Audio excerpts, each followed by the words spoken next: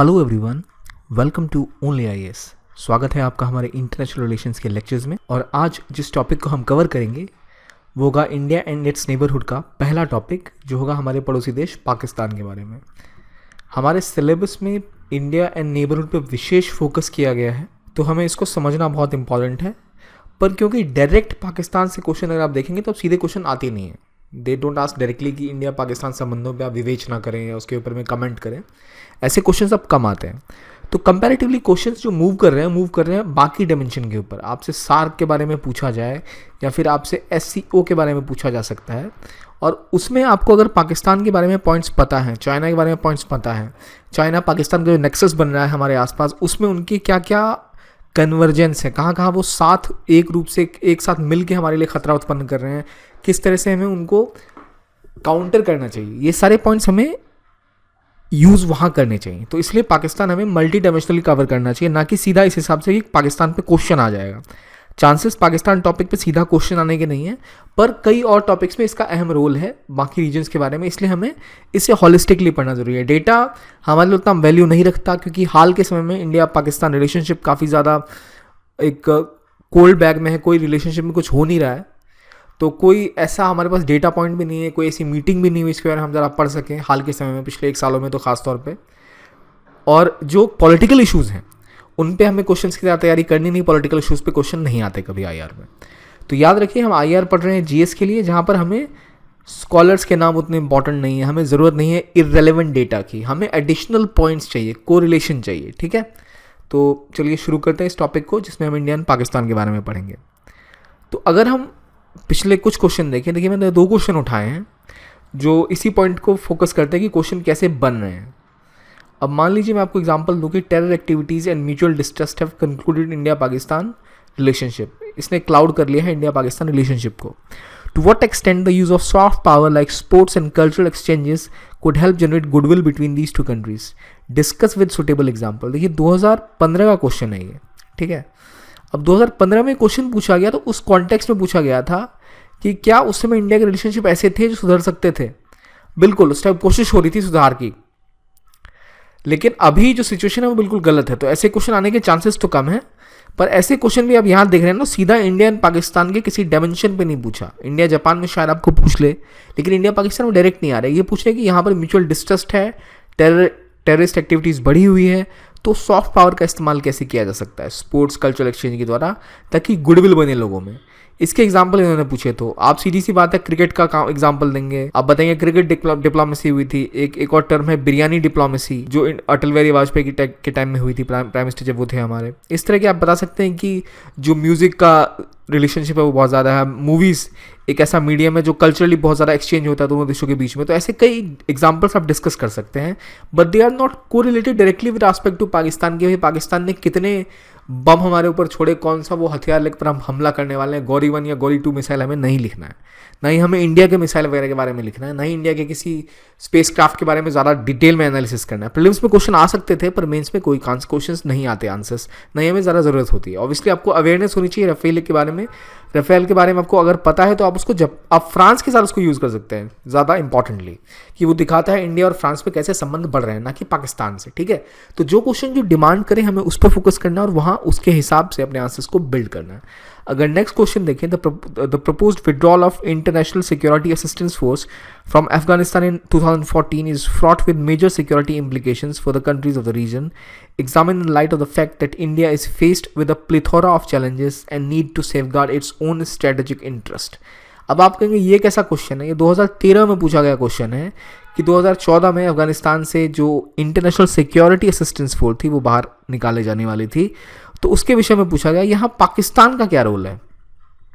अब अगर ये क्वेश्चन आपको आंसर करना है तो इंडिया के स्ट्रेटेजिक इंटरेस्ट में अफगानिस्तान इसलिए भी इंपॉर्टेंट है कि वो पाकिस्तान का पड़ोस में है, और पाकिस्तान में तालिबान पर आईएसआई का कंट्रोल है। ठीक है, और आईएसआई तालिबान का इस्तेमाल करके इंडिया में टेररिस्ट एक्टिविटीज़ को बढ़ावा देती थी, ड्रग्स को बढ़ावा देती थी।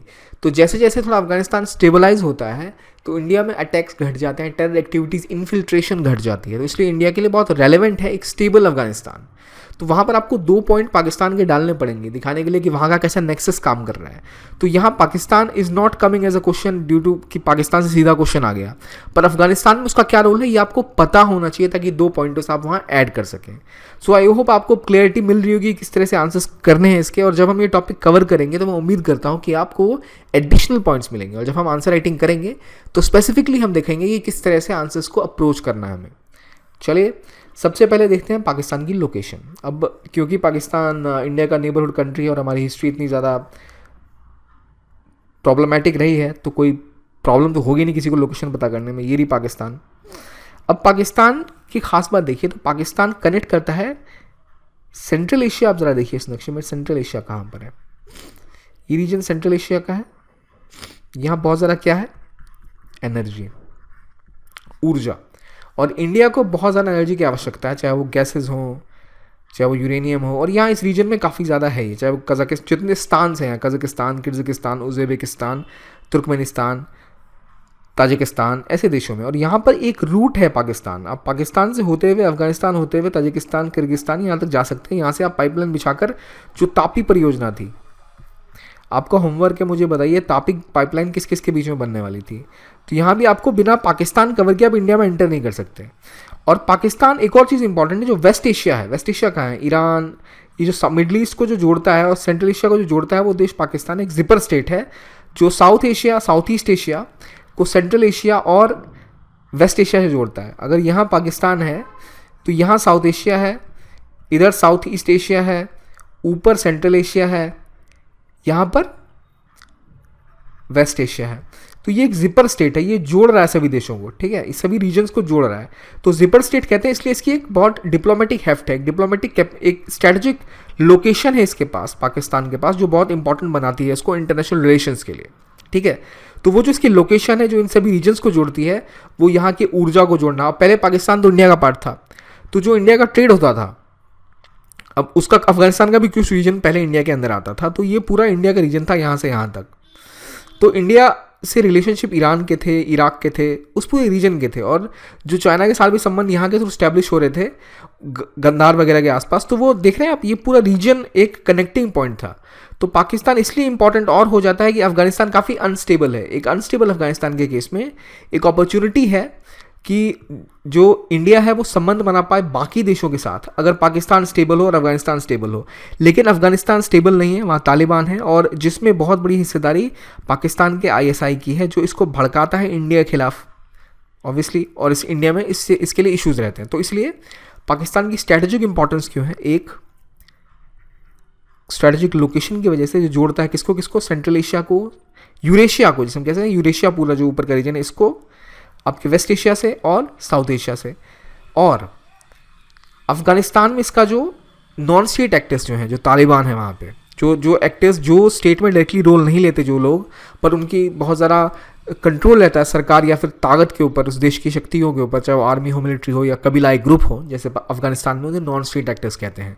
तो पाकिस्तान का बहुत ज़्यादा हस्तक्षेप है अफगानिस्तान के नॉन स्टेट एक्टर्स पे, उसकी स्ट्रैटेजिक लोकेशन, और सबसे इंपॉर्टेंट बात, भारत का वो परमानेंट नेबर है। आप पड़ोसी नहीं बदल सकते, आप दोस्त तो बदल सकते हैं पर पड़ोसी नहीं बदल सकते, दैट्स अ फैक्ट।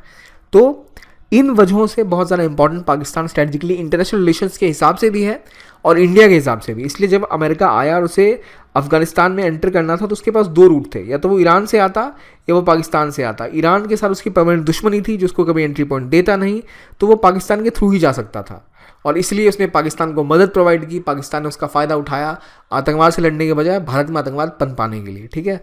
तो आप देख रहे हैं ये क्या लोकेशन कितनी इंपॉर्टेंट हो जाती है। चाहे आपको अफगानिस्तान में कुछ करना हो, ईरान में कुछ करना हो, अब इंडिया को अफगानिस्तान में अगर ट्रेड करना है तो ईरान के थ्रू जाना पड़ता है, वरना इंडिया सीधा जा सकता था। या फिर पीओके का अगर यहाँ कब्जा ना होता पाकिस्तान का, तो पीओके के थ्रू एक इंडिया का बॉर्डर अफगानिस्तान से लगता है, जहाँ इंडिया सीधा ट्रेड कर सकता था, जो अब नहीं कर सकता। उम्मीद है आपको क्लियर हो रहा हो क्यों पाकिस्तान स्ट्रेटेजिकली लोकेशन की वजह से महत्वपूर्ण हो जाता है। कुछ और इंपॉर्टेंट चीज़ें जो यहाँ हैं वो ये हैं कि पाकिस्तान अफगानिस्तान का जो रीजन है, यहाँ पे हीरोइन और ड्रग्स का बहुत बड़ा बिजनेस होता है, और वो ड्रग्स का बिजनेस इधर साउथ ईस्ट एशिया में भी फैलता है, जिसे आप गोल्डन क्रेसेंट, गोल्डन ट्रायंगल भी कहते हैं। एक बार देख लेते हैं क्या है गोल्डन क्रेसेंट, क्या है गोल्डन ट्रायंगल। आप याद रख लीजिए ये रीजन जो है ना, यहाँ यहाँ एक चांद सा बनता है जिसे क्रेसेंट कहते हैं, इसे कहते हैं गोल्डन क्रेसेंट। यहाँ पर है हमारा गोल्डन ट्रायंगल। ये दोनों रीजन में खास बात क्या है, यहाँ पर ड्रग्स का बहुत और अफीम का, ओपीएम का बहुत बड़ा प्रोडक्शन होता है, और ये रीजन दुनिया में सर्वाधिक ड्रग सप्लाई करते हैं, और ये दोनों इंडिया के आसपास घूम रहे हैं। एक तो म्यांमार ये इधर के रीजन में है और एक इधर के रीजन में है। सॉरी, इसको थोड़ा सही कर देता हूँ मैं, ट्रायंगल को, ट्रायंगल थोड़ा सा ऊपर की दिशा में आएगा। ये म्यांमार का रीजन है और ये रीजन बनता है जो गोल्डन ट्रायंगल का है। तो आप लिस्ट में देखिए गोल्डन ट्रायंगल, गोल्डन क्रेसेंट में कौन कौन सी कंट्रीज़ हैं जहाँ बहुत ज़्यादा अफीम और ड्रग्स का बिजनेस होता है, जिसकी वजह से ये रीजन काफ़ी अनस्टेबल बनाता है। यहाँ पे काफ़ी ज़्यादा अफीम और एचआईवी के इन्फेक्शन भी बढ़े हैं इस रीजन में, गोल्डन क्रेसेंट और गोल्डन ट्रायंगल के रीजन में। तो अगर पाकिस्तान स्टेबल होता है, अफगानिस्तान स्टेबल होता है, तो इंडिया में ड्रग्स की प्रॉब्लम भी नहीं होगी, टेररिज्म की प्रॉब्लम भी नहीं होगी, इंडिया ज़्यादा ट्रेड कर पाएगा, एनर्जी ज़्यादा हो पाएगी। तो इसलिए बहुत इंपॉर्टेंट है ये रीजन अगर स्टेबल रहे तो। और क्योंकि इंडिया गोल्डन क्रेसेंट और गोल्डन ट्रायंगल वाले देशों के बीच में पड़ रहा है, तो ड्रग्स और हीरोइन का एक बहुत बड़ा व्यापार से भी ग्रस्त है इंडिया, क्योंकि बहुत ज़्यादा स्मगलिंग होती है उसकी। तो ये सभी एंगल्स इंपॉर्टेंट बनाते हैं पाकिस्तान को और इस रीजन को, ठीक है। तो चलिए शुरू करते हैं इस टॉपिक के कुछ और बेसिक कोर पॉइंट्स कि इंडिया पाकिस्तान रिलेशंस को अगर मैं डिफाइन करूं तो बेसिकली आपको पता ही है, it is a story of conflict and Discord, mutual distrust and suspicion, हमेशा शक और एक दूसरे पर संदेह रहता है, कभी भरोसा नहीं है, कॉन्फ्लिक्ट रहे हैं, 4 बार युद्ध हो चुका है। इंडिया ने काफ़ी बार कोशिश की पाकिस्तान को एंगेज करने की मल्टीपल चैनल से, ट्रैक 1 ट्रैक 2 सभी डिप्लोमेसी का चैनल ट्राई किया गया। मतलब आपने स्टेट टू स्टेट बात करने की कोशिश की, स्टेट टू स्टेट का मतलब मिनिस्ट्री लेवल पर प्राइम मिनिस्टर बात कर रहे हैं, मंत्री बात कर रहे हैं। ट्रैक 2 डिप्लोमेसी की बात की कोशिश की, जहाँ पर आप दूसरे ग्रुप्स के थ्रू बात करते हैं।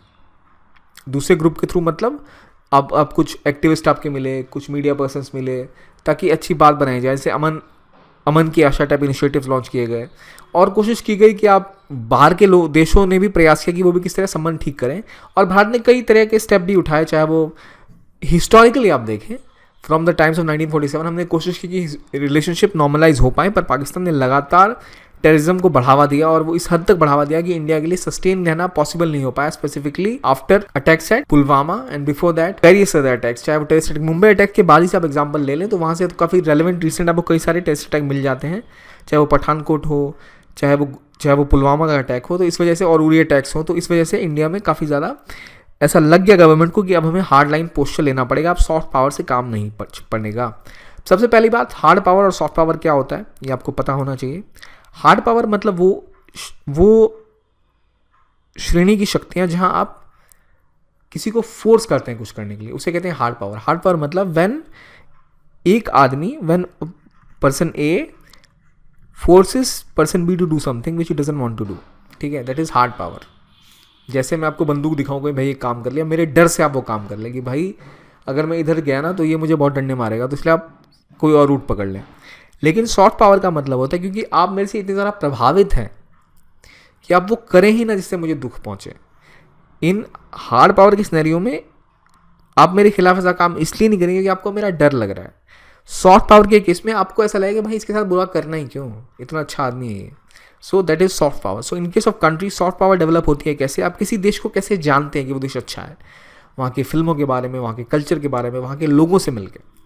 अब फॉर एग्जांपल मैं अगर आपको जापान के बारे में पूछूं या फिर यूएसए के बारे में पूछूं तो आपको हॉलीवुड पता होगा, आपको केएफसी पता होगी, आपको इटली के बारे में तो पूछो तो इटली का पिज़्ज़ा पता होगा। तो ये सारी चीज़ें उनकी सॉफ्ट पावर दिखाती हैं, तो उनके प्रति आपके दिमाग में एक ऐसी छवि बनती है जो काफ़ी पॉजिटिव होती है, जो एक पॉजिटिव रोल प्ले करती है पॉलिसी मेकिंग में भी, ठीक है। और अगर आप किसी देश के बारे में बोलूँ, मान लीजिए मैं म्यांमार या बर्मा के बारे में बोल लूँ, तो काफ़ी ज़्यादा नेगेटिव परसेप्शन रहता है इन टर्म्स ऑफ किस मामले में, या ईरान का नाम लो किस मामले में, recently terrorism, human trafficking, drugs या फिर मिसमैनेजमेंट, ऐसी कई सी समस्याएं रही हैं जिससे सॉफ्ट पावर बहुत ज़्यादा कमज़ोर हो गई उन देशों की, और इस वजह से उनका ऐसा कोई प्रभाव नहीं है दुनिया के दूसरे देशों के ऊपर। इंडिया की बात करें तो इंडिया का नाम सुनते ही बाहरी देशों में पहले नाम दिमाग में क्या आएगा, लेट्स से योग, हिंदुइज़्म, बुद्धिज़्म, कल्चर, यहाँ का खाना, इस तरह की चीज़ें आपको पहले दिमाग में आती हैं। That showcases the positive culture of a state and showcases the soft power. और ऐसा जोसेफ नाई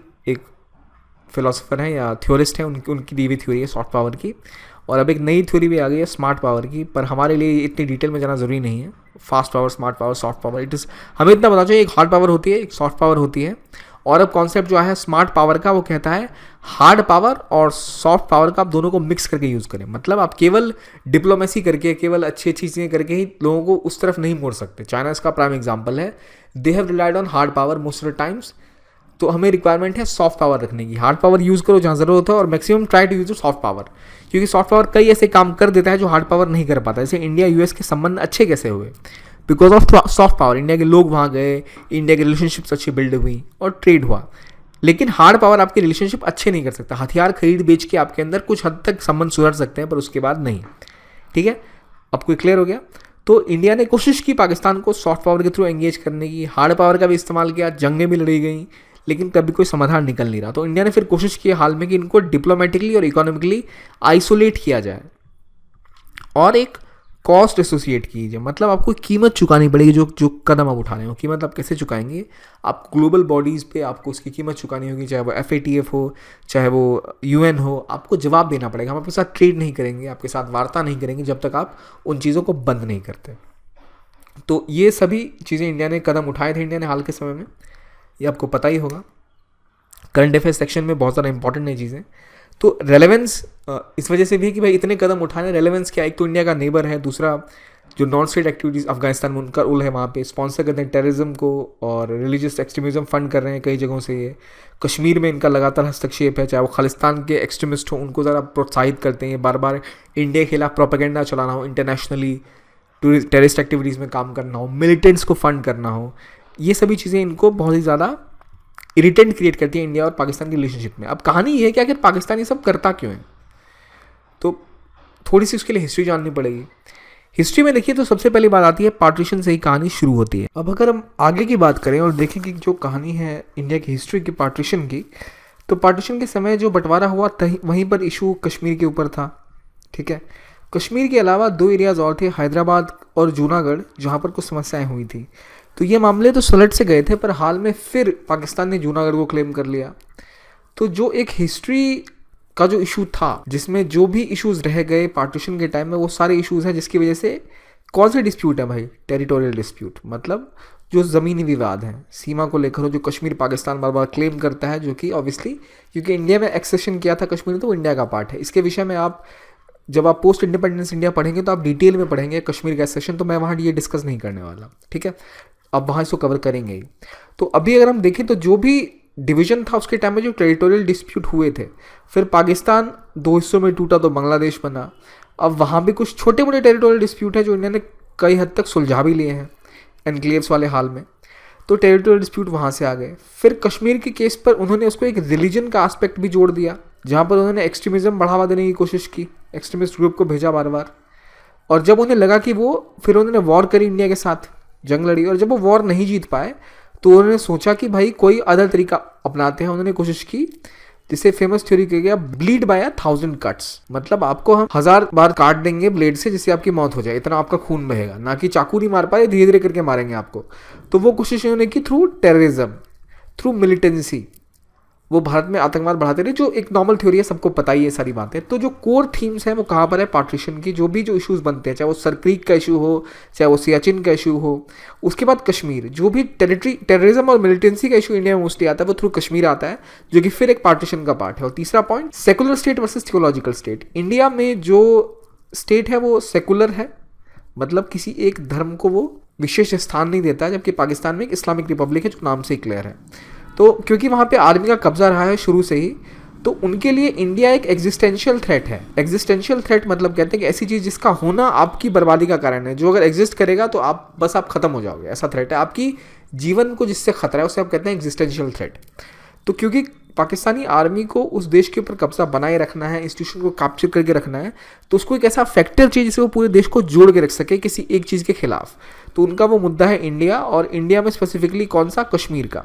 तो ऐसे एग्जाम्पल्स है जो दिखाते हैं कश्मीर को जो एग्जिस्टेंशियल, इंडिया को जो एग्जिस्टेंशियल थ्रेट पाकिस्तान आर्मी ने बना के रखा है, ताकि उसका इस्तेमाल करके वो देश पर अपना कब्जा बनाए रख सके। This is the basic theory जो दी जाती है पाकिस्तान के कॉन्टेक्स्ट में। ठीक है, हमने उसका कॉन्टेक्स्ट समझ लिया। अब अगर हम टेरिटोरियल डिस्प्यूट को समझना चाहते हैं तो सबसे इंपॉर्टेंट है कि टेरिटोरियल डिस्प्यूट को हम देखने से पहले एक बार नक्शा देखें कि मैप कैसा दिख रहा है। ये इंडिया का मैप है, ऊपरी हिस्सा जहाँ सबसे बड़ी समस्या है कश्मीर का। ये रीजन पाकिस्तानी कंट्रोल में है, जहाँ यहाँ बाल्टिस्तान है, पीओके है, इधर गिलगिट है। यहाँ चाइना इस साइड है, चाइना ने यहाँ से एक सड़क बनाई है जो कि है BRI के तहत, जो कि है सीपेक। और ये रीजन है सियाचिन ग्लेशियर का।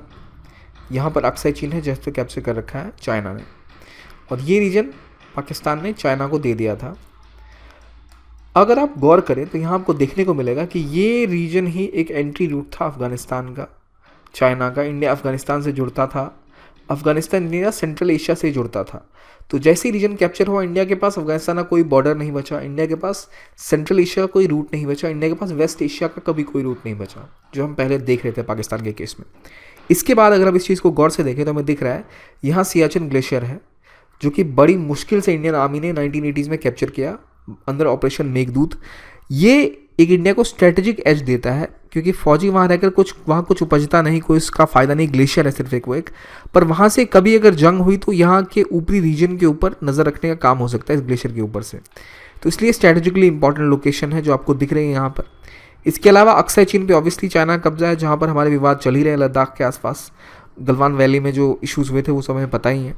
तो ये जो आप इंडिया का मैप देख रहे हैं, यहीं से आपको पता लगा था कि ये पूरा क्लेम करते हैं कि भाई ये पूरा कश्मीर, जम्मू कश्मीर हमारा है, जो कि ऑब्वियसली इंडिया का क्लेम है कि पूरा पीओके पाकिस्तान ने ऑक्यूपाई कर रखा है। यहाँ का जो रीजन है, यहाँ खास बात और है कि यहाँ से नदियाँ काफ़ी जाती हैं। तो एक ये रीजन स्ट्रेटेजिकली इंपॉर्टेंट है, क्योंकि आप देख रहे हैं सबसे टॉप प्लेस्ड है, यहाँ हिमालयस के पास आपके पास पासेज हैं, ठीक है। दूसरा, यहाँ वाटर बॉडीज़ का बहुत सारा पैसेज है, ये टॉप पोजीशन है जहाँ से नदियाँ घुसती हैं पाकिस्तान में इस रीजन से। तो जो ये टॉप लोकेशन को कंट्रोल करेगा, उसके पास नदियों का कंट्रोल होगा, कंट्रोल ओवर वाटर। और वाटर भविष्य में तेल से भी ज़्यादा कीमती होने वाला है, हमें पता है, तो पानी का कंट्रोल है यहाँ। इसके अलावा स्ट्रेटजिक लोकेशन की बात है, और एक तो इंडिया की अपनी टेरिटरी है ही, उस पर तो कोई विवाद हो नहीं सकता कि आपकी ज़मीन आपसे कोई छीन नहीं सकता। इसके अलावा इसकी सिग्निफिकेंस है स्ट्रेटजिक, वाटर का केस आ गया, और ऐसा माना जाता है कि यहाँ पर काफ़ी रिसोर्सेज भी भविष्य में मिल सकते हैं। तो ये समस्या है, और ये रूट है, route towards Central Asia and route towards West Asia. तो जो कश्मीर की कहानी है उसकी वजह से क्या क्या है, टेरिटोरियल इशूज़ हैं, वाटर इशूज़ हैं, सिक्योरिटी इशूज़ भी इसकी वजह से बन जाते हैं, जहाँ पर टेररिज्म लगातार बढ़ाया, पाकिस्तान ने स्पॉन्सर किया, वहाँ पे पहले कबीलाई लोगों को भेजा था हमला करने के लिए, फिर आर्मी ने अटैक किए, और ये एक न्यूक्लियर थिएटर बन गया जहाँ पर न्यूक्लियर थ्रेट भी बना हुआ है। न्यूक्लियर थिएटर मतलब ये दो न्यूक्लियर आर्म देश हैं जो आपस में भिड़े हुए हैं इस चीज़ के लिए, तो कहा जाता है it's a case of nuclear theatre, जहाँ पर न्यूक्लियर जंग की बहुत आशंका है। तो ये तो कहानी हो गई कश्मीर की। अब एक चीज़ यहाँ देख लीजिए, LOC कहाँ है, ये आपकी लाइन ऑफ कंट्रोल है LOC। तो LOC के आसपास इंडिया की भिड़ंत होती रहती है, फायरिंग होती रहती है। तो जो समस्या LOC के पास है, LOC के पास कौन सी समस्या है, LOC के पास सिक्योरिटी रिलेटेड प्रॉब्लम्स हैं। तो सिक्योरिटी का सॉल्यूशन आप कैसे करेंगे, अपने बॉर्डर फ्रेंड्स को आप स्ट्रॉन्ग करेंगे। इसकी सिक्योरिटी के लिए इंडिया ने क्या किया होगा, LOC की सिक्योरिटी के लिए इंडिया ने क्या किया होगा, हाईटेक वेपन्स होंगे, रडार्स हो गए, आपने long range missiles, short range missile, tactical missiles, ठीक है, anti tank missile, guided missile system, सब कुछ इन्होंने डेवलप किया। अब वो नाम आपको याद होने चाहिए, नॉर्मली सारे जितने मेंशन किए काफ़ी फेमस है ये सारी चीज़ें। फिर कश्मीर में इंडस वाटर डिस्प्यूट है जो बहुत महत्वपूर्ण है, हाल के समय में काफ़ी ज़्यादा विवाद में भी रहा। पानी की बात जैसे मैंने करी, वाटर डैम्स बनते हैं तो बिजली उत्पन्न होती है, और पाकिस्तान स्पेसिफिकली वाटर स्ट्रेस्ड बहुत ज़्यादा है, और जो कश्मीर से नदियाँ गुजरती हैं वही ऑलमोस्ट उस रीजन के 90% तक कुछ हिस्से को पानी पहुँचाती हैं, जो इंडिया से होके गुजरती है। क्योंकि इंडिया इंडस वाटर ट्रीटी के तहत इंडिया देता है, जो काफ़ी ज़्यादा मैग्नानिमस है इंडिया की, काफ़ी ज़्यादा ही पानी इंडिया देता है पाकिस्तान को। फिर सियाचिन जो हमने देखा ही देखा। इसके अलावा सरक्रीक का इशू है, जूनागढ़ का इशू है, इकोनॉमी का इशू है, बाकी सारे ढेर सारे इशू है। पर जो हम IR पर्सपेक्टिव से देखें तो इसके अलावा सरक्रीक और जूनागढ़ जो विशेष इशू हैं। जूनागढ़ एक हाल का इशू है जो क्रिएट किया गया क्योंकि पाकिस्तान ने क्लेम कर दिया अचानक इससे कि वो हमारा हिस्सा है। जूनागढ़, हैदराबाद और कश्मीर 3 ऐसे रीजन थे जिनमें विवाद था आज़ादी के बाद, जहाँ पे राजाओं ने कोशिश की किसी तरह कि वो या तो आज़ाद रह जाएं या किसी तरह एक अपना फ़ायदा देख लें, किस तरह वो अपनी रियासत बचा सकें। तीनों ने ही एक्सेशन इंडिया के साथ साइन किया था। हैदराबाद के केस में दूसरी कहानी थी, बट वहाँ भी जहाँ भी उन्होंने एक अपनी फ़ौज बनी थी रज़ाकर्स की, जो हिंसा फैलाई थी लोगों के बीच में, चाहे वो जूनागढ़ हो जहाँ प्लेबिसाइड किया गया था बाद में, प्लेबिसाइड मतलब लोगों से मत लिए गए थे पूछने के लिए, 90% से ज़्यादा 95% से ऊपर लोगों ने वोट किया था कि वो इंडिया में मिलना चाहते हैं। तो ये मामला सॉल्व हो चुका था। हाल में पाकिस्तान ने फिर जूनागढ़ पे क्लेम कर रखा है, और सरक्रीक वो रेखा है जो कि एक समुद्री बाउंड्री इशू है, मैरीटाइम डिस्प्यूट, ये भी हम लोग देखेंगे। पहली बात आती है एलओसी की।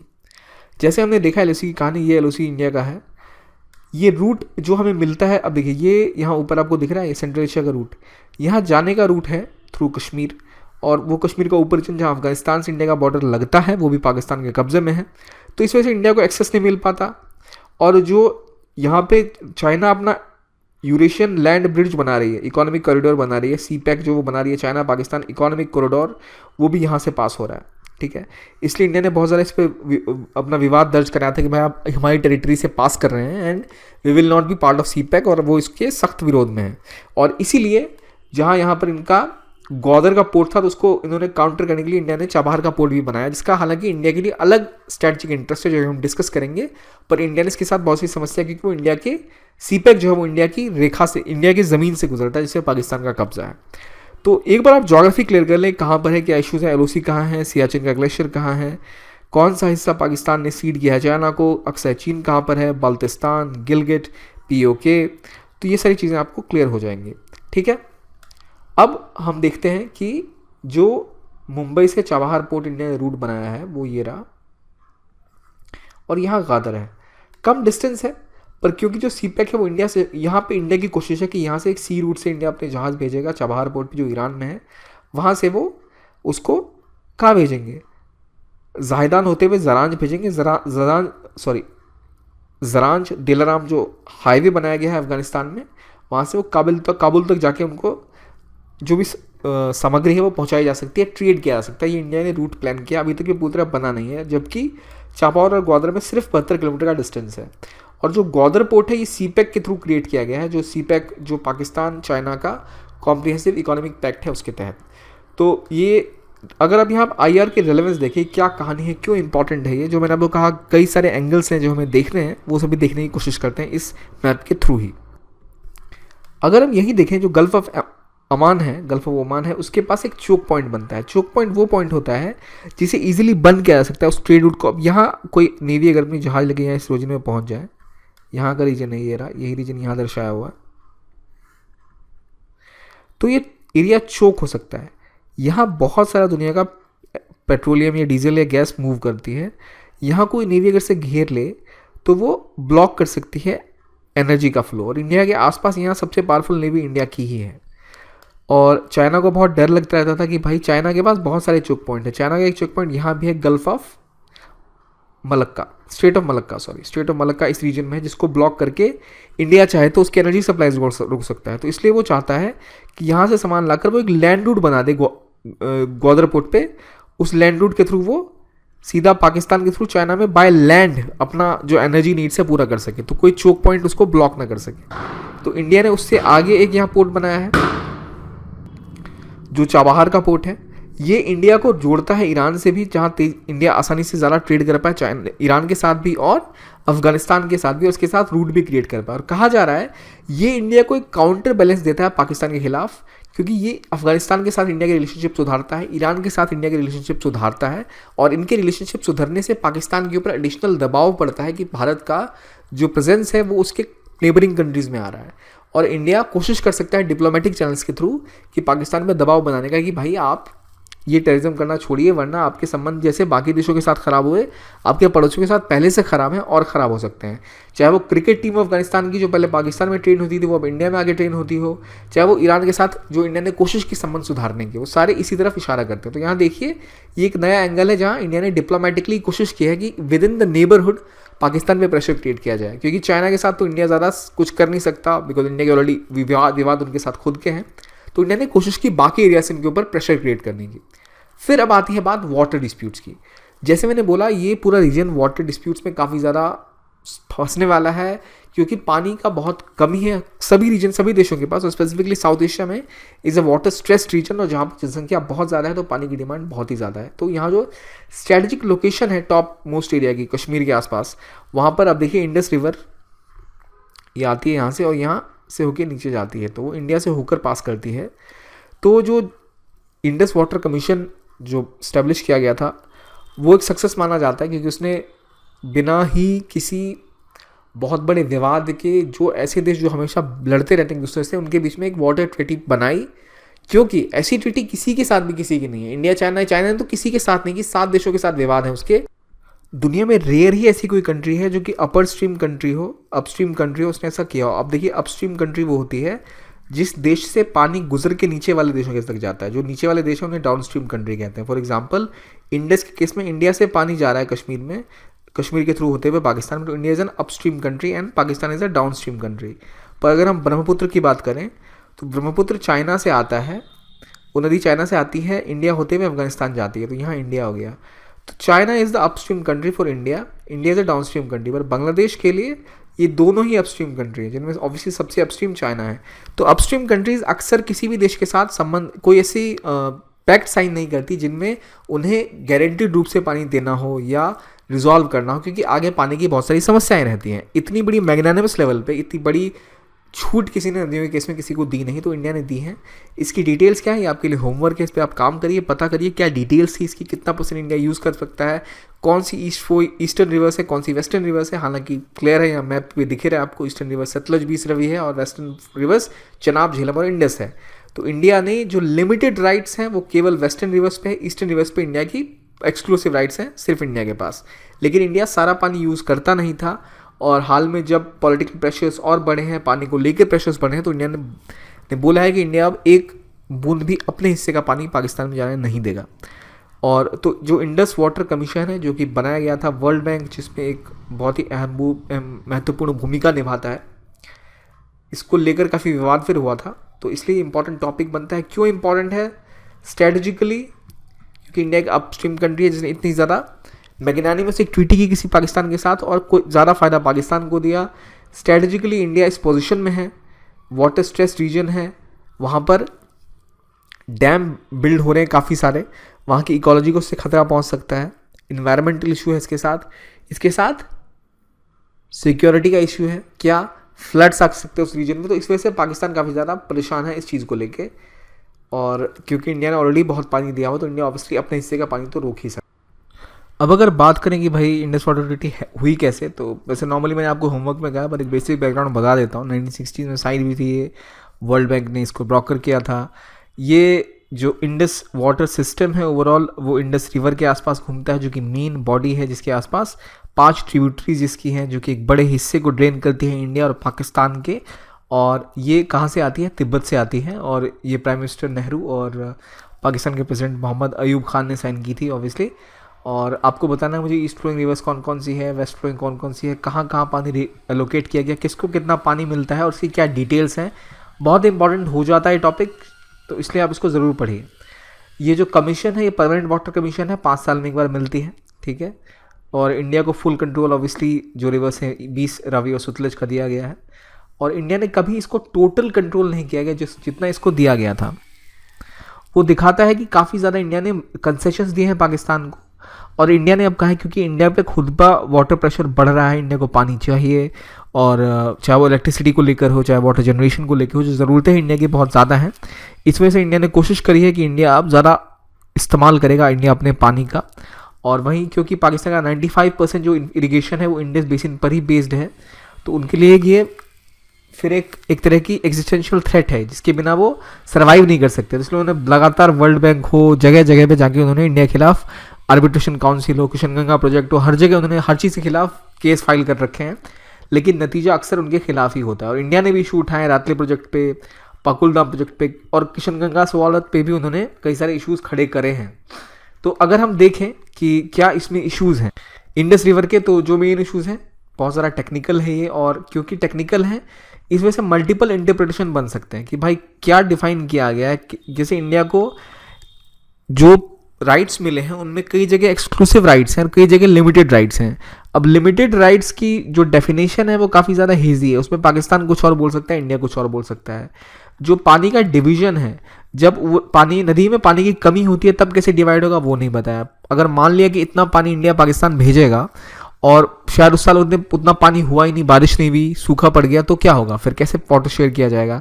नए चैलेंजेस इमर्ज हो रहे हैं, जहाँ कभी बाढ़ आ जा रही है, कभी पानी सूखा हो जा रहा है, तो फिर कैसे मैनेज किया जाए? उसके लिए कोई प्रोविजन इसके अंदर नहीं है, कोई इंस्टीट्यूशनल लीगल इंस्ट्रूमेंट नहीं है जो वाटर अवेलेबिलिटी का इशू है इसको सॉल्व किया जा सके। क्योंकि इंडिया ने अपनी तरफ से ज़्यादा रियायतें दी थी, तो इस वजह से काफ़ी सफल रहा था ये। पर अगर इंडिया की ज़रूरतें भी बढ़ती है और इंडिया इसको स्ट्रिक्टली पॉलिसी को फॉलो करता है, तो पाकिस्तान के पास पानी की समस्याएं और ज़्यादा बढ़ सकती हैं, जो फिर उसके लिए थ्रेट हो जाएगा। तो क्योंकि अब ऑलरेडी बोला जा रहा है 2025 से लेकर 2030 तक में इंडिया में कई सारी सिटीज़ हैं जो वाटर स्ट्रेस्ड होंगी, और पाकिस्तान में भी स्पेसिफिकली जो सिंध, कराची और पंजाब का रीजन है, वहाँ भी समस्या बढ़ सकती है, जहाँ उनकी एक मेजर पॉपुलेशन रहती है। तो ये जो प्रॉब्लम है डेटा शेयरिंग को लेकर हो, चाहे हाइड्रो पावर को लेकर हो, ये पाकिस्तान में कुछ ज़्यादा ही इंडिया से ज़्यादा है कि वहाँ पर वो एक तो डेटा शेयर नहीं करते, और इंडिया भी काफ़ी क्लियर नहीं है इस मामले को लेकर। इंटरनेशनली होता ही है कि डेटा शेयरिंग को लेकर काफ़ी समस्या होती है, कितना पानी आ रहा है, कितना पानी ट्रीट किया गया, कितना पानी यूज़ किया गया। पाकिस्तान ने भी तो खुद नहीं बताया कि कितने डैम में कितना पानी वो स्टोर कर रहा है। तो ये एलोकेशन को लेकर जो समस्या है, ये विवाद को और ज़्यादा बढ़ा देती हैं, इस वजह से भी एक मुद्दा है ये। और ये एनवायरनमेंट के लिए भी समस्या है कि भैया पहाड़ी रीजन्स में अगर आप बड़े बड़े डैम बनाएंगे तो समस्या खड़ी हो सकती है। ये जो इंडस वाटर कमीशन है, ये सक्सेसफुल रहा है, इसलिए ये एक पॉजिटिव आउटटेक देता है, जहां अगर ये दो देश नेगोशिएट कर पाएँ तो जो फ्यूचर कोऑपरेशन का क्लॉज है, वो दोनों को बोलता है कि हम बाद में जो है आगे अब इसको चेंज करके क्लाइमेट के हिसाब से री नेगोशिएट कर सकते हैं, ऐसा क्लॉज इसमें है। तो यहाँ एक अपॉर्चुनिटी दिखती है कि अगर ऐसा कोई क्लॉज है और इंडिया पाकिस्तान मिल के कभी बैठ के बात करें और एक इक्वल पोजीशन पे पहुंच जाए, संतोषजनक तरीके से इसको सॉल्व कर लें, तो वो दिखाएगा किस तरह से दोनों देश आगे बात कर सकते हैं। So it's also low hanging fruit, जहाँ पर नेगोशिएट किया जा सकता है। क्योंकि अब सोशो इकोनॉमिक रियलिटी चेंज हो रही है, पानी की ज़रूरतें बढ़ रही हैं, पावर की ज़रूरतें बढ़ रही हैं, वाटर स्ट्रेस ज्योग्राफी है, पॉलिटिकल इंस्टेबिलिटी है, टेररिस्ट अटैक्स होते हैं लगातार ऐसे क्रिटिकल इंफ्रास्ट्रक्चर के ऊपर, जो बड़े बड़े डैम्स हैं उनके ऊपर। तो इस वजह से ये मुद्दा काफ़ी ज़्यादा इम्पॉर्टेंट हो गया है और काफ़ी क्रिटिकल हो गया है। इस वजह से इम्पॉर्टेंट है कि इसको ढंग से सॉल्व किया जाए, ना कि इससे कंप्लीटली इसको ऐसे ही छोड़ दिया जाए। इंडिया कोशिश कर रहा है नेगोशिएट करने की, पर तभी होगा जब बातें हो पाए, और दोनों देशों में कोई बात नहीं होती। तो अगर आपसे इंडस वाटर ट्रीटी के सॉल्यूशन के बारे में 4 पॉइंट्स पूछे जाए तो आप क्या लिखेंगे? आप बताएंगे कि इसमें फ्यूचर कॉर्पोरेशन का क्लॉज है, आप बताएंगे कि इंडिया ने कितना यूज़ किया है, कितना यूज़ नहीं किया, और आप कंपेयर कर सकते हैं, कंपैरेटिव एनालिसिस दे सकते हैं कि चाइना ने किसी के साथ नहीं किया हुआ और इंडिया ने जो किया है, जो लीगली उसका अधिकार है, वो तो उसको शेयर मिलना ही चाहिए। और जो रिवर का फ्लो है उसमें जब डाउन स्ट्रीम आता है, जब पानी का कम पड़ जाती है, तो क्या सिस्टम है, तो क्या वाटर शेयरिंग को लेकर समस्या है, उनका विवाद करना आवश्यक है। और इंडिया ने अभी तक किसी भी बॉडी ने इंडिया के खिलाफ कोई रूलिंग नहीं दी है, जो दिखाता है कि इंडिया वही कर रहा है जो उसके हित में है या जो उसके हक में है। फिर बात आती है कि इंडिया ने क्या क्या किए हैं इसके लिए। तो इंडिया ने भी कई हाइड्रो इलेक्ट्रिक प्रोजेक्ट स्टार्ट किए, चाहे वो बुरसार का हो जो कि मंदसौर रिवर के ऊपर किया गया, चाहे शाहपुर कांडी प्रोजेक्ट जो गुरदासपुर में स्टार्ट किया गया हो, या फिर सवालकोट प्रोजेक्ट जो चुनाव पे स्टार्ट किया गया था, ऊज प्रोजेक्ट जो कि जम्मू कश्मीर में था, काफ़ी टाइम से रुका पड़ा था, इसको भी कोशिश की गई, स्टार्ट करने की बात चल रही है गवर्नमेंट के द्वारा। तो कई सारे प्रोजेक्ट इंडिया ने लॉन्च किए हैं और कोशिश है कि बड़े स्तर पर वाटर जनरेट किया जाए, पानी को स्टोर किया जाए, ताकि इंडिया अपनी एनर्जी नीड्स को पूरा कर पाए। अगला जो एक इंपॉर्टेंट टॉपिक है जो हमें डिस्कस करना है, वो है सर क्रीक का। सर क्रीक असल में 96 किलोमीटर की एक टाइडल स्ट्रेच है, एस्चुरी है, जो इंडिया पाकिस्तान के बॉर्डर पर है। यहाँ पर कोरी क्रीक है ये, ठीक है, ये देख रहे हैं। अगर आप इंडिया का मैप देखेंगे तो जो इंडिया का बॉर्डर जहाँ ख़त्म होता है, ठीक उसके ऊपर गुजरात के रन ऑफ कच्छ के ऊपर यहाँ आपको सर क्रीक दिखाई देगा। ये रीजन खाली पड़ा है, ये सर क्रीक है। सर क्रीक में जो ट्राइब्यूनल अवार्ड हुआ था 1968 में, उसने ये बाउंड्री डिफाइन की थी कि भाई ये आपकी बाउंड्री हो गई।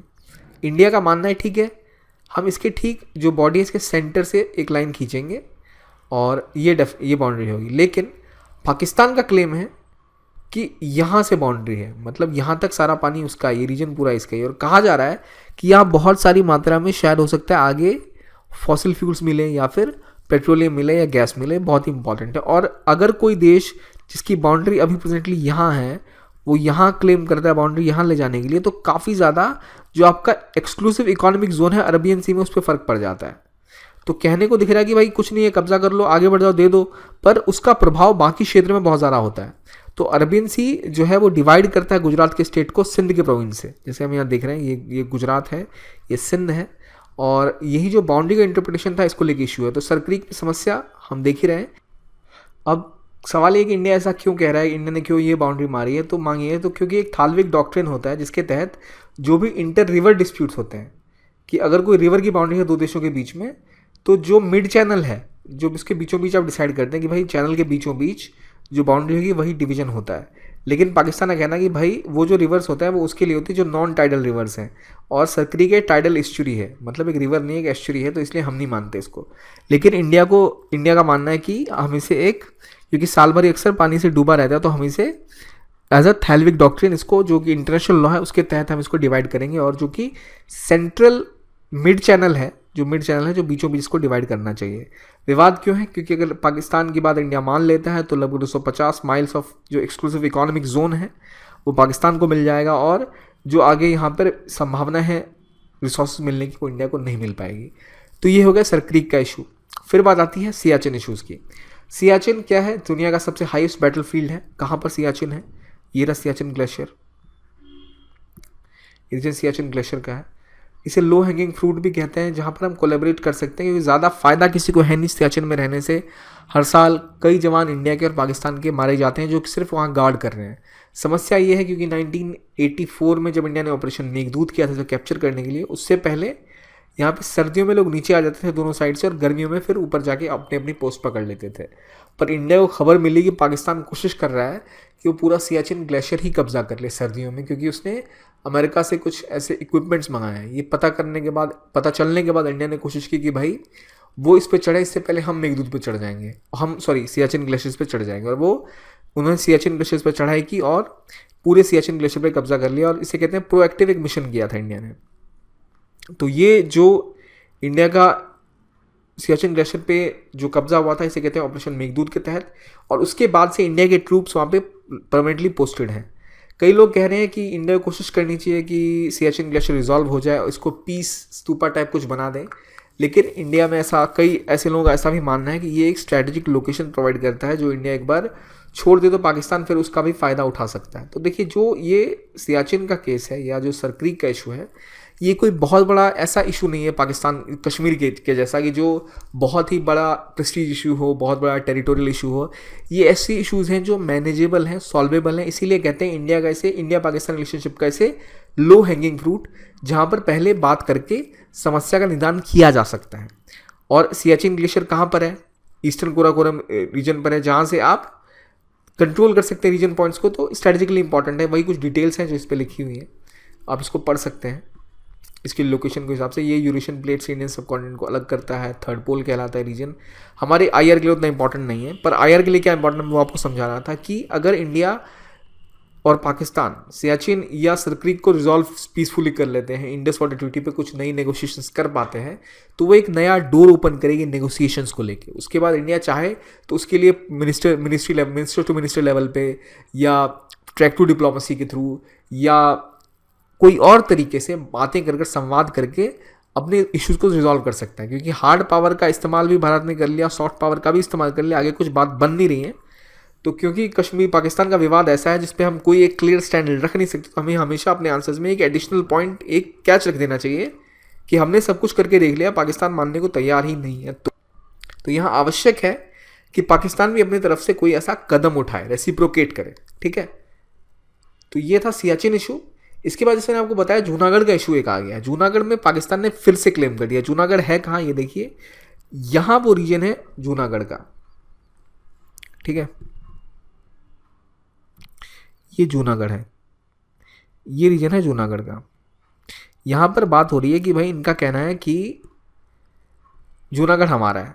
ऐसा हुआ क्योंकि जूनागढ़ का जो ये काठियावाड़ जो गुजरात का रीजन था उसके आसपास था ये रीजन, और 15 अगस्त 47 को अचानक से यहाँ के जो नवाब थे उन्होंने बोला कि हम पाकिस्तान में सीड कर देंगे, जबकि पहले से ही ऑलरेडी एक्सीड कर चुके थे इंडिया को। ठीक है, क्योंकि काठियावाड़ रीजन का हिस्सा था और पूरा काठियावाड़ पहले ही इंडिया में एक्सीड कर चुका था, और वो पाकिस्तान चले गए उनके नवाब। तो ये एक प्रयास था क्योंकि वहाँ के एक नवाब के दौरा कि वो किसी तरह इस रीजन को कब्जा कर ले। तो अब जो इंडिया ने पहले एग्रीमेंट किया था पाकिस्तान के साथ इसको लेकर, जिसके तहत वहाँ पर एक प्लेबिसाइट हुआ था 1948 में, जहाँ जितने लोगों थे वोट किया था, और 91 वोट ही केवल पाकिस्तान के फेवर में गए थे और 1,90,870 वोट इंडिया के पक्ष में आए थे। तो ये रेफरेंडम हुआ था और माने जाने लगा था क्लियरली ये रीजन और जो नेबरिंग रीजन था उन सब ने बोला था कि भाई हाँ हमें इंडिया में ही रहना है। तो ये क्वेश्चन सॉल्व माना जा रहा था। पर अब पाकिस्तान दोबारा डिमांड कर रहा है कि आप हमें, जूनागढ़ हमारा है क्योंकि वहाँ के नवाब ने हमारे साथ एक्सेशन बाद में साइन कर लिया था। उसके लिए वो दलील देते हैं कि कश्मीर आपका है, आप क्लेम कर रहे हैं तो हम ये जूनागढ़ क्लेम करेंगे। यहाँ क्या दिखता है? यहाँ दिखता है कि एक की जो थ्योरी है कि सिर्फ कश्मीर सॉल्व कर लेने के साथ इंडिया पाकिस्तान के रिलेशन सुधर जाएंगे, ऐसा नहीं है। अगर एक रिजॉल्व हुआ तो और भी विवाद बनते चले जाएंगे। फॉर एग्जाम्पल जैसे ये जूनागढ़ का विवाद है जो पहले नहीं था, नया उत्पन्न किया गया। सो पॉलिटिकल फाइटिंग जब तक चलती रहेगी तब तक विवाद उत्पन्न होते रहेंगे। ये एक बड़ी समस्या है जिसका निदान करना आवश्यक है। तो सवाल ये आता है कि आखिर अगर इशू ये है तो इसको रिजॉल्व कैसे करें इस विवाद को? तो इस विवाद को रिजॉल्व करने के लिए हमें पहले एक तो कॉन्फिडेंस बिल्डिंग मेजर्स होनी चाहिए, कुछ बायलैटरल टॉक्स होनी चाहिए। आप मल्टीलैटरल फोरम्स के थ्रू बात कर सकते हैं, मिनिस्ट्रियल ब्यूरोक्रेटिक टॉक्स कर सकते हैं, रीजनल ग्रुपिंग्स के थ्रू ट्रेड करके बातें करके सुधार कर सकते हैं। ये सारी बातें तो हमें पता है। पर पहली बात, कॉन्फिडेंस बिल्डिंग मेजर्स होंगे क्या, कैसे हो सकते हैं? कॉन्फिडेंस बिल्डिंग मेजर्स वो होते हैं जिसके तहत दोनों पार्टीज़ को लगे कि हाँ अगली पार्टी भी बात करना चाहती है, वो विवाद का निपटारा करना चाहती है। फॉर एग्जाम्पल जैसे लो हैंगिंग फ्रूट्स हैं, जैसे सियाचिन, सर क्रीक, ऐसे इश्यूज़ हैं। वैसे आप जूनागढ़ को भी अब उसमें डाल सकते हैं, जो कि हालांकि नया आ गया है। पर ऐसे जो इश्यूज़ हैं जो कि रिजॉल्वेबल हैं, उनको रिजॉल्व पहले किया जाए। उसके बाद थोड़ा थोड़ा आप दोनों साइड से नेगोशिएट करने का प्रयास करें। उसके बाद आप बायलैटरल टॉक्स करें, आप कोशिश करें कोलैबोरेट करें मल्टीलैटरल फोरम्स के थ्रू। SCO से इंडिया पाकिस्तान दोनों जुड़े हुए हैं, सार्क के थ्रू बात कर सकते हैं, मिनिस्टेरियल लेवल पे, ब्यूरोक्रेटिक लेवल पे ट्रैक टू डिप्लोमेसी कर सकते हैं। ऐसे आप इन इश्यूज़ को सॉल्व कर सकते हैं। नॉर्मली इंडिया ने हमेशा कोशिश की इस तरह जाने की, पर कभी ऐसा हो नहीं सका। That is a normal way to go towards it. और एक और तरीका है जो फेमस थ्योरी है कि जो ट्रेड अगर हम इंडिया और पाकिस्तान में बढ़ा दें कि इस लेवल तक ट्रेड पहुंच, जैसे इंडिया चाइना का केस है जहां इंडिया और चाइना में कभी जंग डायरेक्टली नहीं होती दिख रही है क्योंकि इतना ज़्यादा व्यापार है कि दोनों के लिए ट्रेड करना ज़्यादा फायदे का सौदा है जंग करने के मुकाबले। ठीक है, तो ये भी एक दलील दी जाती है कि इंडिया पाकिस्तान इस लेवल पर ट्रेड करें कि दोनों में फिर जंग की संभावना ख़त्म हो जाए। लेकिन ट्रेडिंग तभी हो पाएगी जब जो टेररिज्म की स्पॉन्सरशिप है पाकिस्तान बंद करे, जो मिलिटेंसी को वो भेज रहा है इंडिया में वो बंद कर दे। समस्याएं जो उत्पन्न हो रही हैं जब तक वो सॉल्व नहीं होगी तब तक इंडिया पाकिस्तान के साथ कोलैबोरेट नहीं कर पाएगा, सॉल्व नहीं कर पाएगा, तब तक ऑब्वियसली ट्रेड नहीं हो पाएगा और बिना ट्रेड के आप सुधार नहीं कर सकते रिलेशनशिप में। तो ये हो गई कहानी इंडो पाक रिलेशंस की। जो रिजॉल्व करने के अगर हम पॉइंट्स लिखेंगे, हम लिखेंगे हमें क्या क्या करना है। जो लो हैंगिंग फ्रूट्स हैं, जो कॉन्फिडेंस बिल्डिंग मेजर्स हैं, बायलैटरल टॉक्स करें, पीपल टू पीपल कॉन्टेक्ट्स बढ़ाएं, आप बायलैटरल टॉक्स करें, ब्यूरोक्रेटिक टॉक्स करें, ट्रैक टू समिट्स करें अमन के आशा टाइप्स, और रीजनल मल्टीलैटरल फोरम्स के थ्रू कोशिश करें सुधार करने का, ट्रेड बढ़ाएं। ये तो कोर बेसिक पॉइंट्स आ गए। लेकिन अगर मैं आपको एग्जाम्पल्स कुछ कहूँ तो जैसे अगर आप सॉफ्ट पावर की बात करें तो क्या किया जा सकता है। सॉफ्ट पावर की बात अगर हम करें तो जैसे पाकिस्तान ने करतारपुर कॉरिडोर हाल में खोला, जिससे कि इंडिया के जो सिख श्रद्धालु हैं वो करतारपुर कॉरिडोर जाकर करतारपुर जा सकते हैं, जो कि इंपॉर्टेंट सिख श्राइन है। इस तरह इंडिया ज़्यादा वीज़ाज अगर दे सके ताकि लोग अजमेर शरीफ आ पाएँ तो इससे ट्रेड संबंध सुधरेंगे। तो ऐसे ऑप्शंस, चाहे आप जो फेमस टूरिस्ट प्लेसेस है वहाँ पीपल टू पीपल कॉन्टैक्ट बढ़ाएँ, इस तरह के स्टेप्स लिए जा सकते हैं। तो हमेशा जब भी आपको आंसर करना है तो आप देखेंगे दो लेवल पे, गवर्नमेंट लेवल पे किया जा सकता है, गवर्नमेंट टू गवर्नमेंट, ठीक है, और पीपल टू पीपल। तो गवर्नमेंट टू गवर्नमेंट क्या करेंगे हम? गवर्नमेंट टू गवर्नमेंट हम बायलैटरल टॉक्स कर सकते हैं, ट्राइलैटरल टॉक्स कर सकते हैं, मल्टीलैटरल टॉक्स कर सकते हैं, ट्रेड बढ़ा सकते हैं। ठीक है, वाटर डिस्प्यूट्स अगर आ रहे हैं तो हम पानी का डेटा आपस में शेयर करें, बताएं कि भाई हमारे डैम में इतना पानी है, ताकि कॉन्फिडेंस बिल्डअप हो जाए। जो लो हैंगिंग फ्रूट्स है उनको सॉल्व किया जाए, फिर बड़े इश्यूज़ पे बात किया जाए, विवाद को सुलझाया जाए। पीपल टू पीपल रिलेशनशिप बढ़ाने के लिए आप कल्चरल एक्सचेंज प्रोग्राम चला सकते हैं, मूवीज़ हो गई, आप स्पोर्ट्स, मूवीज़, क्रिकेट, इसके अलावा आप, ताकि लोग दूसरे को जाने, ताकि लोगों में दुर्भावना कम हो। और एक बार क्योंकि डेमोक्रेसी कहीं है और लोगों का प्रेशर रहे कि भाई जंग करो, तो जंग करना आसान हो सकता है। जिंगोइस्टिक फ्लेवर अगर किसी देश में कम होता है तो काफ़ी इजीली सॉल्यूशन किया जा सकता है विवाद का। नहीं तो अगर कहा कि देश के लोग दूसरे से नफरत करने लगे तो वहाँ विवाद का सॉल्यूशन करना बहुत मुश्किल हो जाता है। तो इसलिए पीपल टू पीपल कॉन्टेक्ट्स अच्छे करने के लिए आप movies, cultural exchange, sports, tourism, tourist place में ईजी वीज़ाज, ऐसे कुछ दें ये सारी चीज़ें हैं रिजोल्यूशन की। लेकिन इसकी कॉस्ट क्या है? कॉस्ट ये है कि पाकिस्तान पहले सिक्योरिटी थ्रेट जो इंडिया को है, टेररिज्म को बढ़ावा ना दे, वो स्पॉन्सर टेररिज्म ना करे, जो नॉन स्टेट एक्टर्स हैं उनको सपोर्ट करके इंडिया के खिलाफ प्रॉक्सी वॉर्स ना लड़े। ये सब चीज़ें जब होंगी तभी जाकर इंडिया कोशिश कर सकता है इस चीज़ को रिजॉल्व करने की। ठीक है, अब अगर हम बात करें इसके अलावा क्या इश्यूज़ हैं जो इंडिया को सॉल्व करने, फॉर एग्जांपल काउंटर टेररिज्म का केस। बहुत ज़्यादा टेररिज्म कहाँ से आता है? पाकिस्तान से। जब तक इंडिया उसको काउंटर नहीं करेगा क्या हो सकता है? नारकोटिक्स प्रॉब्लम, पंजाब में जो सबसे बड़ा ड्रग्स का सप्लाई है वो पाकिस्तान के थ्रू आता है, cross border supply of narcotics की प्रॉब्लम इसलिए भी ज़्यादा है कि गोल्डन क्रेसेंट का है, मैंने आपको पहले ही बताया, गोल्डन ट्रायंगल का है, वो दोनों रीजन के बीच में है। इसी वजह से जो गोल्डन क्रेसेंट के पास का रीजन है पंजाब का, वहाँ पर आप बहुत ज़्यादा ड्रग्स की प्रॉब्लम देखते हैं। और जो गोल्डन ट्रायंगल के पास का रीजन है, म्यांमार के पास, बर्मा के पास जो रीजन है नॉर्थ ईस्ट का, वहाँ भी ड्रग्स की प्रॉब्लम काफ़ी देखी जा रही थी एक पॉइंट ऑफ टाइम में। तो ये सब समस्या है जिसका निवारण जब तक नहीं हो सकता इन दोनों के संबंध नहीं सुधर सकते। फिर पीपल टू पीपल एक्सचेंजेस हो गए, कल्चरल एक्सचेंज, मूवीज़, म्यूज़िक, क्योंकि लैंग्वेज एक है, कुजीन एक है, तो काफ़ी चीज़ें हैं जहाँ पे बातें की जा सकती हैं। पर before that you have to ensure कि भाई एक जो बेसिक ह्यूमन लेवल है वो रहे, और वो है आप सिक्योरिटी, टेरर और बॉम्ब ब्लास्ट इंडिया में करना बंद करें। इसके अलावा ह्यूमैनिटेरियन इश्यूज जैसे अर्थक्वेक पे कुछ मदद हुई, या फिर फ्लड्स आ गए तो आपने कुछ सहायता प्रोवाइड कर दी, या मॉनेटरी सपोर्ट हो गया किसी ऐसी समस्या में जहाँ फंसे हुए दो देश। जैसे इंडिया एक बहुत बड़ा फार्मा पावर हाउस है, तो पाकिस्तान से कई लोग इंडिया में मेडिकल ट्रीटमेंट के लिए आते हैं जिनको इंडिया मेडिकल वीज़ाज अवेलेबल कराता है ताकि सस्ती दरों पे वो अपनी जान बचा पाएँ, अपने लिए सस्ता और सही इलाज करा सकें। तो ये जो सुविधाएं हैं ह्यूमैनिटेरियन इश्यूज़ पे, इस पर हमेशा इंडिया को मैग्नानिमिटी दिखानी चाहिए, इससे इंडिया की सॉफ्ट पावर बढ़ती है। लेकिन ऑब्वियसली जब तक अगर आप सॉफ्ट पावर दिखा रहे हैं, मैग्नानिमिटी दिखा रहे हैं और सामने वाला आपको गोलियां मारे जा रहा है, तो you can not go with that for long. But India should not stop everything, क्योंकि आपको कुछ ना कुछ चैनल्स हमेशा खोल के रखने चाहिए, ऐसे कई लोग कहते हैं। ये हमारे आंसर्स को एक बैलेंस पॉइंट ऑफ व्यू देने के लिए ऐसे पॉइंट सीखना इंपॉर्टेंट होता है। फिर रिलीजियस टूरिज्म का एग्जांपल दिया, चाहे आप नॉर्मली टूरिज्म भी लिख सकते हैं, रिलीजियस टूरिज्म लिखना ज़रूरी नहीं है, आप सीधा मेंशन कर सकते हैं कि टूरिज्म भी एक एस्पेक्ट हो सकता है पीपल टू पीपल कॉन्टैक्ट बढ़ाने का। Visa regime, liberal visa regime जिसे हम कह सकते हैं, सब कुछ ऐसा होता है। अब जैसे हमने बात करी कि कॉस्ट बढ़ाना चाहिए पाकिस्तान का, उसका एक बड़ा अच्छा एग्जाम्पल है FATF, जो फाइनेंशियल एक्शन टास्क फोर्स है 1989 में स्टैब्लिश की गई थी G7 द्वारा, जो मनी लॉन्ड्रिंग है उसको रोकने का कोशिश करती है ये बॉडी। और इंडिया का जो डिप्लोमेटिक तरीका है पाकिस्तान को प्रेशराइज करने के लिए, उसके एक बहुत अच्छा एग्जाम्पल है जिसके तहत इंडिया कोशिश कर रही है कि उसको लगातार ब्लैक लिस्ट में डाला जाए। और हाल में क्या काफ़ी टाइम से पाकिस्तान ग्रे लिस्ट में है और बार बार उसको धमकियाँ मिल रही है कि वो ब्लैक लिस्ट हो जाएगा। और यहाँ तक कि जो उसके एलाइज हैं वो भी पाकिस्तान को वहाँ सपोर्ट नहीं कर पा रहे, क्योंकि इतना ज़्यादा टेररिस्ट फाइनेंसिंग और मनी लॉन्ड्रिंग का एग्जाम्पल या प्रूफ एग्जाम दे पा रही है इंडिया उस बॉडी को। India is a member of FATF जिसमें कि 38 मेंबर्स हैं और पाकिस्तान उसका मेंबर नहीं है।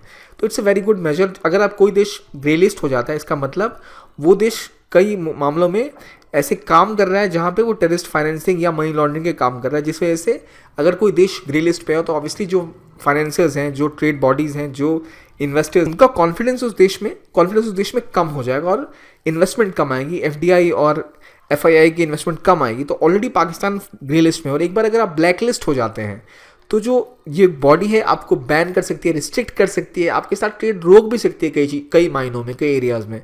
और ऑब्वियसली इन्वेस्टर्स का कॉन्फिडेंस ही नहीं, फिर तो इन्वेस्टर्स आने बहुत ही कम हो जाते हैं। अभी इसमें 2 देश हैं जो कि आई गेस ब्लैक लिस्ट में है, एक ईरान और नॉर्थ कोरिया।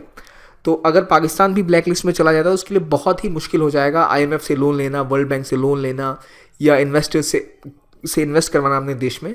तो ये सारा एक बहुत अच्छा तरीका है जिसके थ्रू इंडिया प्रेशराइज कर सकता है पाकिस्तान को। और FATF 2018 में इंडिया ने मॉनिटर किया था पाकिस्तान को उसके तहत में, और US UK ने ये पास कराया था मूव, और यहाँ तक कि सऊदी अरब और टर्की ने भी उसका सपोर्ट इसमें ज़्यादा किया नहीं। चाइना और सऊदी अरब ने भी पाकिस्तान का सपोर्ट इसमें नहीं किया। वो दिखाता है इंडिया की लगातार जो कोशिश हो रही है कि इंडिया को नतीजे उसके मिल रहे हैं। और ऑब्वियसली इंडिया ने और भी डिप्लोमेटिक तरीके उठाए हैं ताकि पाकिस्तान को रोका जा सके, थ्रू इंटरनेशनल प्रेशर बढ़ाया है। किसके थ्रू? एलीज के थ्रू, जो एलाइज हैं पाकिस्तान के, जैसे सऊदी अरब हो गए या फिर UAE हो गए, जो लगातार बेल आउट करते हैं पाकिस्तान को, मदद पहुंचाते हैं, वो इंडिया के भी अच्छे दोस्त हैं।